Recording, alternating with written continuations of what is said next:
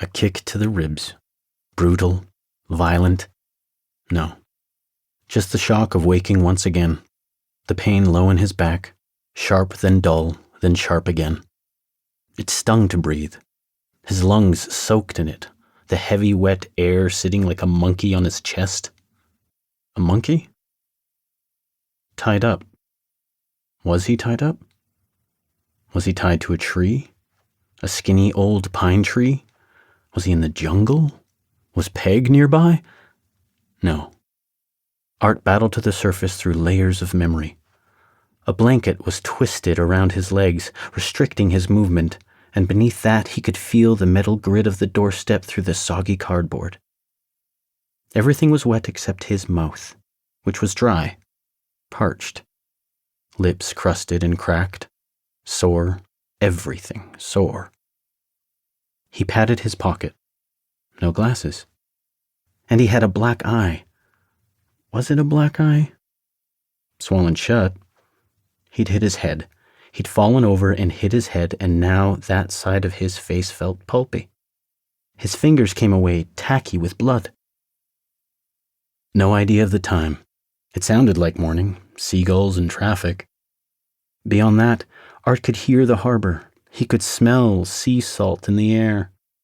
Even now he knew he could head down to the water, walk out on a log boom, knock on the door of the harbor office and land a job. Get out of the damn city and back to the forest, back to the towering trees, back to the salal with its black berries, the pillowy moss and the deep dark quiet of the woods at night. But not just now. Not today. Somebody had left a burger for him in a paper bag, with fries. The smell was greasy, sickening, but it brought him round, back to his senses. If he sat up, he knew he'd start retching and shaking. Sometimes he shook so bad he was his own personal earthquake.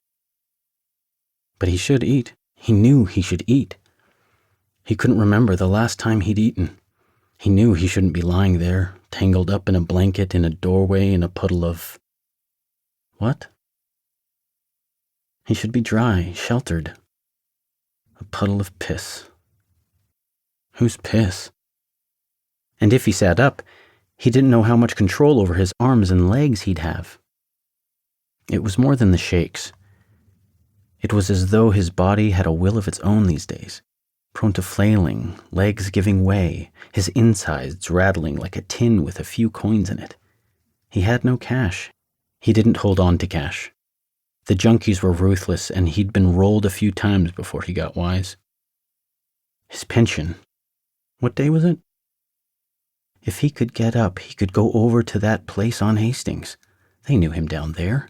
They'd let him wash up, help him find a bed. Art rolled over onto his back. The clouds were low and the air was frigid, and what was that falling from the sky? Snow? He stuck out his tongue and took a flake into his mouth. But it wasn't snow. It was sawdust. He'd heard the volunteer workers used sawdust to keep people from freezing. When the shelters were full and they ran out of those silver heat blankets, they went around in an old logging truck and shoveled heaps of sawdust onto people while they slept, to keep them warm, to stop them dying. The sawdust stung his battered eye. He raised his hand to brush it away. Peg. It comforted him to think of his sister. He hadn't seen her for a long time, not since he borrowed that money. After that, he hadn't been able to face her, and not just because he owed her. He was waiting till he got his act together, till he had a place, was on an even keel. He wanted to return home the big guy, full of stories, flush with money, a great wad of cash to pay back Peg and Frank, a room full of people all happy to see him, flowers for the women, whiskey for the men. But he'd been this way for a while now. How long? Down on his luck, he'd been this way.